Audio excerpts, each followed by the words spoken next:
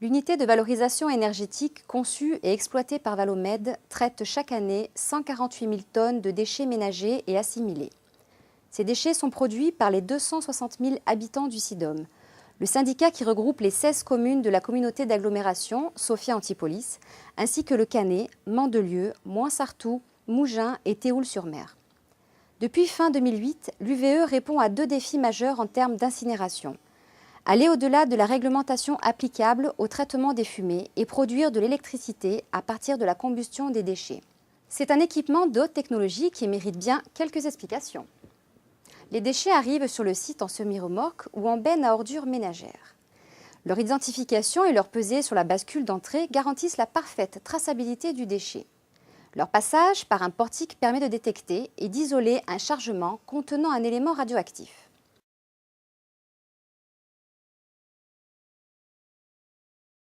Les véhicules déversent ensuite leurs déchets dans une fosse par une des 5 portes du hall de déchargement. La capacité de la fosse est de 4 500 m3. D'une superficie de 800 m², ce hall est mis en dépression pour éviter les envols et les odeurs. 2 grappins pilotés depuis la salle de contrôle déversent à chaque prise 2 tonnes chacun de déchets dans les trémies d'alimentation des 2 fours.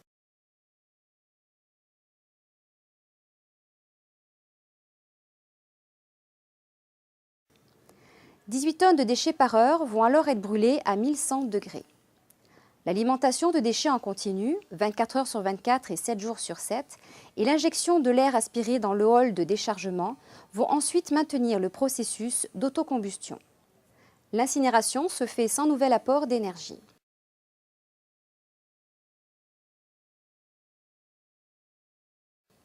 Les résidus solides, qui ne brûlent pas, appelés les mâches-fer, représentent 25% du tonnage incinéré. Ils sont déferraillés puis stockés dans un bâtiment fermé avant d'être évacués vers les filières de traitement adaptées.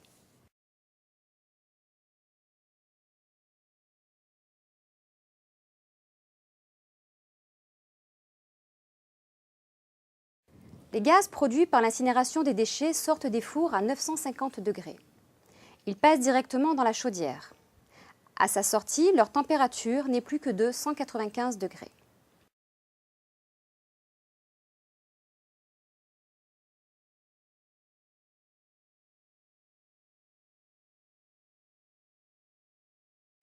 Le processus de valorisation énergétique débute ici.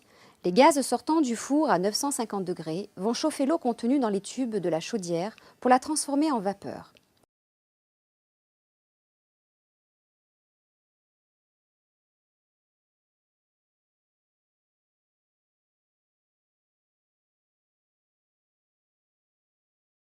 La vapeur surchauffée à 350 degrés va être dirigée à une pression de 45 bars dans une turbine afin de faire tourner l'alternateur qui va produire l'électricité.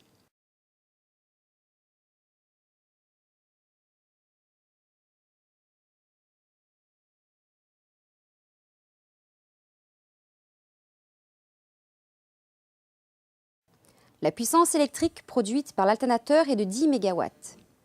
En une année, l'UVE du SIDOM va donc produire 75 000 MWh. 60 000 vont être réinjectés sur le réseau EDF. Une production équivalente à la consommation en électricité de 10 000 foyers.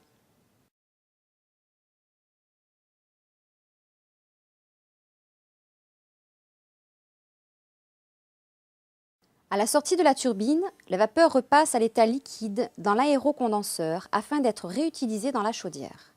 En circuit fermé, les consommations d'eau sont ainsi parfaitement maîtrisées.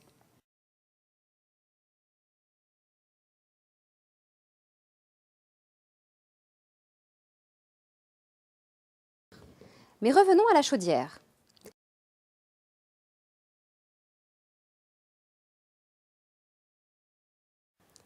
Leur passage dans un réacteur sec assure le traitement chimique des fumées.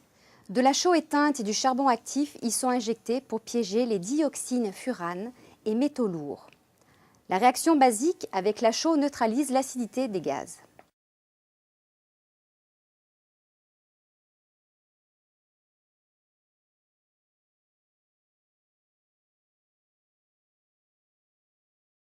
Ces gaz passent ensuite dans le filtre à manche. Ce filtrage mécanique permet de récupérer dans l'émail d'un tissu en téflon les grains de chaux et de charbon actif chargés des différentes molécules qu'ils ont piégées, ainsi que les poussières de combustion initiale.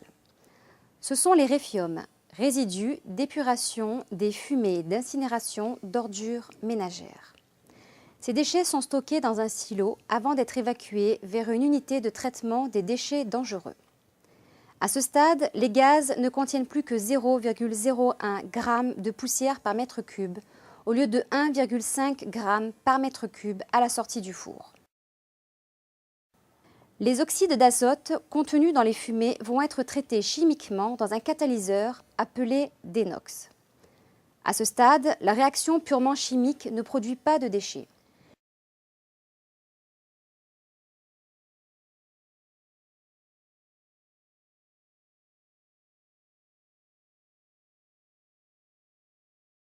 Les gaz épurés sont ensuite évacués par les deux cheminées où sont installées les plateformes de mesure et les préleveurs de dioxine en continu.